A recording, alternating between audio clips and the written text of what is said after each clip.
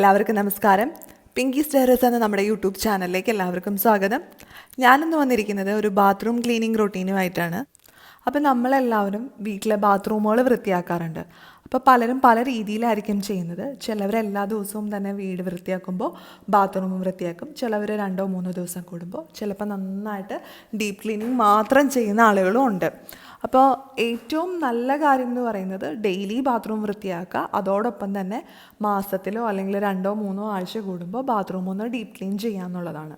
അപ്പം ഞാൻ എപ്പോഴും അങ്ങനെയാണ് ചെയ്യുന്നത്. ഒരു 3 ആഴ്ച കൂടുമ്പോൾ ഞാൻ ബാത്റൂം ഡീപ്പ് ക്ലീൻ ചെയ്യാറുണ്ട്. അതോടൊപ്പം തന്നെ എല്ലാ ദിവസവും ബാത്റൂം ഒരു 5 മിനിറ്റ് കൊണ്ട് വൃത്തിയാക്കി എടുക്കാറുണ്ട്. അപ്പോൾ നമ്മൾ എല്ലാ ദിവസവും ചെയ്യുന്നതുകൊണ്ട് തന്നെ 5 മിനിറ്റിനുള്ളിൽ നമ്മുടെ ബാത്റൂം നല്ല ക്ലീനായിട്ടും നീറ്റായിട്ടും വൃത്തിയാക്കി എടുക്കാനായിട്ട് നമുക്ക് സാധിക്കും. അപ്പോൾ ഇന്നത്തെ വീഡിയോയിൽ ഞാൻ എൻ്റെ 5 മിനിറ്റ് കൊണ്ടുള്ള ബാത്റൂം ക്ലീനിങ് റൊട്ടീനാണ് ഉൾപ്പെടുത്തിയിരിക്കുന്നത്. അപ്പോൾ 5 മിനിറ്റ് കൊണ്ട് തന്നെ നമുക്ക് നല്ല രീതിയിൽ ബാത്റൂം വൃത്തിയാക്കി എടുക്കാനായിട്ട് സാധിക്കും. ബാത്റൂമോ അതല്ലെങ്കിൽ വീടോ എന്തോ ആയിക്കോട്ടെ, വൃത്തിയാക്കുമ്പോൾ നമ്മളൊരു ടൈം ലിമിറ്റ് സെറ്റ് ചെയ്യുക. എന്നിട്ട് അതിനുള്ളിൽ വൃത്തിയാക്കുകയാണെങ്കിൽ നമുക്ക് സമയം ലാഭിക്കാൻ പറ്റും. അതുപോലെ ഒരുപാട് സമയം നമ്മൾ ആവശ്യമില്ലാതെ ക്ലീനിങ്ങിന് വേണ്ടി സ്പെൻഡ് ചെയ്യേണ്ടിയും വരില്ല. അപ്പോൾ നമ്മുടെ ബാത്റൂം ക്ലീൻ ചെയ്യാനായിട്ട് നമുക്ക് തുടങ്ങാം. അപ്പോൾ ആദ്യം തന്നെ നമ്മൾ ബാത്റൂം ക്ലീൻ ചെയ്യാൻ പോകുന്നതിന് മുന്നായിട്ട് ബാത്റൂമിൻ്റെ വാതിലുകളും അതുപോലെ തന്നെ വെൻറ്റിലേറ്ററുകളും അതുപോലെ എക്സോസ്റ്റ് ഫാനൊക്കെ ഉണ്ടെങ്കിൽ അതൊക്കെ ഒന്ന് ഓൺ ചെയ്തിടുക. എന്നിട്ട് വേണം ബാത്റൂം ക്ലീൻ ചെയ്യാനായിട്ട് തുടങ്ങാൻ. അപ്പോൾ ഞാൻ ബാത്റൂമിലേക്ക് കയറുമ്പോൾ ഫസ്റ്റ് ചെയ്യുന്നത് ടാപ്പ് ഓൺ ചെയ്തിട്ട് ഒരു ബക്കറ്റ് വെള്ളം പിടിച്ച് വയ്ക്കുക എന്നുള്ളതാണ്. അപ്പോൾ നമുക്ക് ബാത്റൂം ക്ലീൻ ചെയ്യുമ്പോൾ ഈ വെള്ളം നമുക്ക് ആവശ്യത്തിന് ഉപയോഗിക്കാം. അപ്പം ഞാൻ ബാത്റൂം ക്ലീൻ ചെയ്യാനായിട്ട് തുടങ്ങുമ്പോൾ ആദ്യം ചെയ്യുന്ന ജോലി എന്ന് പറയുന്നത് ക്ലോസറ്റും അതിൻ്റെ സീറ്റ് കവറൊക്കെ നന്നായിട്ട് വൃത്തിയാക്കുക എന്നുള്ളതാണ്. അപ്പോൾ ക്ലോസറ്റ് വൃത്തിയാക്കാനായിട്ട് ചിലപ്പോഴൊക്കെ ഞാൻ ടീഷൈൻ ഉപയോഗിക്കാറുണ്ട്, ചിലപ്പോൾ ടോയ്ലറ്റ് ബോംബാണ് ഉപയോഗിക്കാറ്. അപ്പോൾ ടോയ്ലറ്റ് ബോംബ് എങ്ങനെയാണ് ചെയ്യുന്നതെന്നുള്ള വീഡിയോ ഞാൻ ഇതിനു മുമ്പ് ചെയ്തിട്ടുണ്ട്. അപ്പോൾ ആർക്കെങ്കിലും അറിയാത്തവരുണ്ടെങ്കിൽ ആ വീഡിയോ ഒന്ന് കണ്ടാൽ നമുക്കത് ചെയ്യാനായിട്ട് സാധിക്കും. വളരെ എളുപ്പത്തിൽ വീട്ടിൽ തന്നെ തയ്യാറാക്കാം.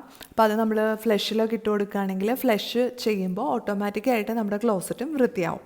അപ്പോൾ ഫസ്റ്റ് ഒരു ബ്രഷ് വെച്ചിട്ട് നമ്മൾ സാധാരണ ചെയ്യുന്നത് പോലെ തന്നെ ക്ലോസറ്റൊക്കെ നന്നായി കഴുകി വൃത്തിയാക്കിയെടുക്കും. അതിനുശേഷം സീറ്റ് കവർ ക്ലീൻ ചെയ്യാനായിട്ട് എപ്പോഴും ടൂത്ത് ബ്രഷ് വളരെ നല്ലതാണ്. അപ്പോൾ ടൂത്ത് ബ്രഷ് വെച്ചിട്ട് സീറ്റ് കവറിൻ്റെ ആ ഇടയ്ക്കുള്ള ഭാഗങ്ങളൊക്കെ നന്നായിട്ട് കഴുകിയെടുക്കും. അപ്പോൾ അങ്ങനെ ചെയ്യുമ്പോൾ അതിലുള്ള അഴുക്കുകളൊക്കെ പോവും, നല്ല നീറ്റായിട്ടും ഇരിക്കും. അപ്പോൾ ടൂത്ത് ബ്രഷ് ഇങ്ങനെയുള്ള ആവശ്യത്തിന് നമുക്ക് യൂസ് ചെയ്യാം. അപ്പോൾ ടൂത്ത് ബ്രഷ് വെച്ചിട്ട് എല്ലാ ഭാഗവും നന്നായിട്ട് വൃത്തിയായി കഴുകും.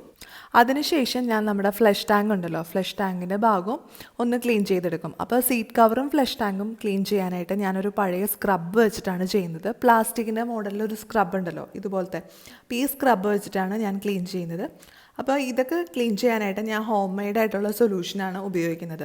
അപ്പോൾ ഹോം മെയ്ഡ് ക്ലീനിങ് സൊല്യൂഷൻ്റെ വീഡിയോ ഇതിനു മുമ്പ് ചെയ്തിട്ടുണ്ട്. അപ്പോൾ കാണാത്തവരുണ്ടെങ്കിൽ കണ്ടു നോക്കുക. അപ്പോൾ എല്ലാം കൂടി ഞാൻ ഡീറ്റെയിൽ ആയിട്ട് ഈ വീഡിയോയിൽ പറയുന്നില്ല. അപ്പോൾ ആവർത്തന വിരസത ഒഴിവാക്കാൻ വേണ്ടിയിട്ടാണ് അതൊക്കെ ഒഴിവാക്കിയിരിക്കുന്നത്. അപ്പോൾ ഫ്ലഷ് ടാങ്കും ഇതുപോലെ ഒന്ന് ക്ലീൻ ചെയ്തെടുക്കും. അപ്പോൾ ഈ 2 കാര്യങ്ങൾ, അതായത് നമ്മുടെ ക്ലോസറ്റും ഫ്ലഷ് ടാങ്കും എല്ലാം കൂടി ക്ലീൻ ചെയ്യാനായിട്ട് എനിക്ക് ഒരു 2 മിനിറ്റ് വേണ്ടി വരാറുണ്ട്. അപ്പോൾ ഇത്രയും സമയം കൊണ്ട് ഇതെല്ലാം നന്നായിട്ട് വൃത്തിയായി ക്ലീനായി വരും. അടുത്തതായിട്ട് ഞാൻ ക്ലീൻ ചെയ്യാറുള്ളത് നമ്മുടെ ഡ്രസ്സുകളൊക്കെ ഇടുന്ന സ്റ്റാൻഡ് ഉണ്ടല്ലോ, ആ സ്റ്റാൻഡും ഒന്ന് ക്ലീൻ ചെയ്തെടുക്കും. അപ്പോൾ ഈ സ്റ്റാൻഡ് ക്ലീൻ ചെയ്യാനായിട്ട് ഞാനെപ്പോഴും മൈക്രോ ഫൈബറിൻ്റെ ക്ലോത്താണ് ഉപയോഗിക്കുന്നത്. ഈ ക്ലോത്ത് ജസ്റ്റ് വെള്ളത്തിലൊന്ന് നനച്ചിട്ട് അത് വെച്ചിട്ട് ക്ലീൻ ചെയ്യാം. അപ്പോൾ എല്ലാ ദിവസവും നമ്മൾ ക്ലീൻ ചെയ്യുന്നതുകൊണ്ട് തന്നെ ഇതിലധികം പൊടികളൊന്നും ഉണ്ടാവാറില്ല. പിന്നെ ചെയ്യുന്നത് നമ്മുടെ സോപ്പൊക്കെ വെക്കുന്ന ട്രേ ഉണ്ടല്ലോ, ആ ട്രേ ഒന്ന് ക്ലീൻ ചെയ്തെടുക്കും. അപ്പോൾ ഈ സോപ്പൊക്കെ വെക്കാനായിട്ട് ഇതുപോലെ ഒരു സ്റ്റാൻഡാണ് ഇവിടെ ഉള്ളത്. അപ്പോൾ ഈ സ്റ്റാൻഡ് നന്നായിട്ട് നമ്മൾ നേരത്തെ ഉപയോഗിച്ച പോലെ തന്നെ ആ സ്ക്രബ്ബ് വെച്ചിട്ട് ഒന്ന് ഉരച്ചു കൊടുക്കും. അപ്പോൾ സോപ്പിൻ്റെ അംശങ്ങളൊക്കെ അതിൽ പറ്റിപ്പിടിച്ചിരിക്കാറുണ്ട്. ആ അംശങ്ങളൊക്കെ കഴുകി നല്ല വൃത്തിയായിട്ട് കഴുകും. അപ്പോൾ എല്ലാ ദിവസവും നമ്മളിങ്ങനെ ചെയ്യുമ്പോൾ തന്നെ ഇതിൽ ഒരുപാട് കറകളൊന്നും ഉണ്ടാവില്ല, അത്യാവശ്യം നല്ല ക്ലീൻ ആയിരിക്കും. പിന്നെ ഇത് കഴുകിയ ശേഷം ഞാനെപ്പോഴും മൈക്രോ ഫൈബറിൻ്റെ തന്നെ ഒരു ക്ലോത്ത് വെച്ചിട്ട് തുടച്ചു കൊടുക്കാറുണ്ട്. അല്ലെങ്കിൽ ആ വെള്ളത്തിൻ്റെ ഇങ്ങനെ കറകൾ പോലെ ഗ്ലാസ്സിൽ പറ്റിപ്പിടിച്ചിരിക്കുന്ന പോലെ തോന്നാറുണ്ട് എനിക്ക്. അപ്പോൾ അതുകൊണ്ട് ഞാനൊരു ക്ലോത്ത് വെച്ച് തുടച്ചെടുക്കും.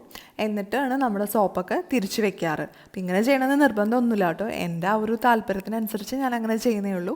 അതൊക്കെ ഓരോരുത്തരുടെ ഇഷ്ടത്തിനനുസരിച്ച് ചെയ്യാം. അപ്പോൾ ഈ ഒരു പാറ്റേണിലാണ് ഞാൻ എൻ്റെ ബാത്റൂം ക്ലീൻ ചെയ്യാറുള്ളത്.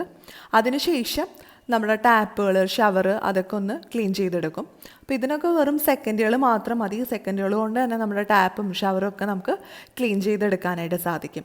പിന്നെ നമ്മൾ മാസത്തിലൊരിക്കലോ അല്ലെങ്കിൽ 2 ആഴ്ച കൂടുമ്പോഴൊക്കെ ഡീപ്പ് ക്ലീൻ ചെയ്യുമ്പോൾ കുറച്ചും കൂടി വൃത്തിയായിട്ട് ക്ലീൻ ചെയ്താൽ മതി. ഇപ്പം ഇങ്ങനെ ചെയ്യുമ്പോൾ ഒരുപാട് സമയമൊന്നും വേണ്ട, സിമ്പിളായിട്ട് ചെയ്യാൻ പറ്റും.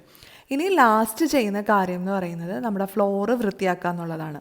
അപ്പോൾ ഫ്ലോറ് വൃത്തിയാക്കാനായിട്ട് ഞാനിവിടെ ബേക്കിംഗ് സോഡയും ഡിഷ് വാഷും കൂടിയുള്ളൊരു മിക്സാണ് എടുത്തിരിക്കുന്നത്. ഈ മിക്സ് നമ്മുടെ ഫ്ലോറിലേക്ക് ഇട്ട് കൊടുക്കും. അതിനുശേഷം ഒരു ബ്രഷ് വെച്ചിട്ട് നന്നായിട്ടൊന്ന് ഉരച്ച് കഴുകും.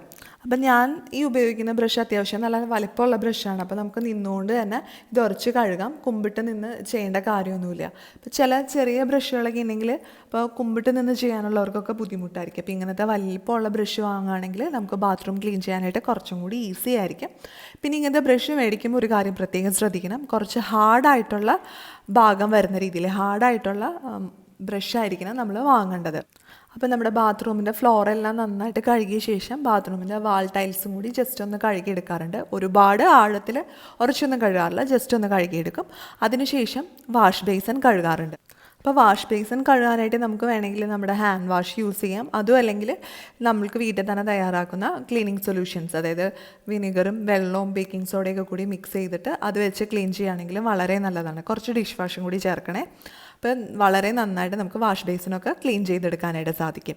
അപ്പോൾ വാഷ് ബേസിൻ ക്ലീൻ ചെയ്ത് കഴിഞ്ഞാൽ പിന്നെ ഞാൻ അടുത്തതായിട്ട് ചെയ്യുന്ന കാര്യം കുളിക്കുക എന്നുള്ളതാണ്. ഇപ്പോൾ കുളിയൊക്കെ കഴിഞ്ഞിട്ട് ബാത്റൂമിൻ്റെ ഫ്ലോറ് ജസ്റ്റ് ഒരു വൈപ്പർ വെച്ചൊന്ന് വൈപ്പ് ചെയ്തെടുക്കും. അതും കൂടി കഴിഞ്ഞാൽ ബാത്റൂം ക്ലീനിങ് റൊട്ടീൻ ഏതാണ്ട് പൂർത്തിയാവും. അപ്പോൾ ഒരു 5 മിനിറ്റ് കൊണ്ട് തന്നെ കംപ്ലീറ്റ് ചെയ്യാവുന്ന രീതിയിലാണ് ഞാൻ എൻ്റെ ബാത്റൂം ക്ലീനിങ് റൊട്ടീൻ സെറ്റ് ചെയ്തിരിക്കുന്നത്.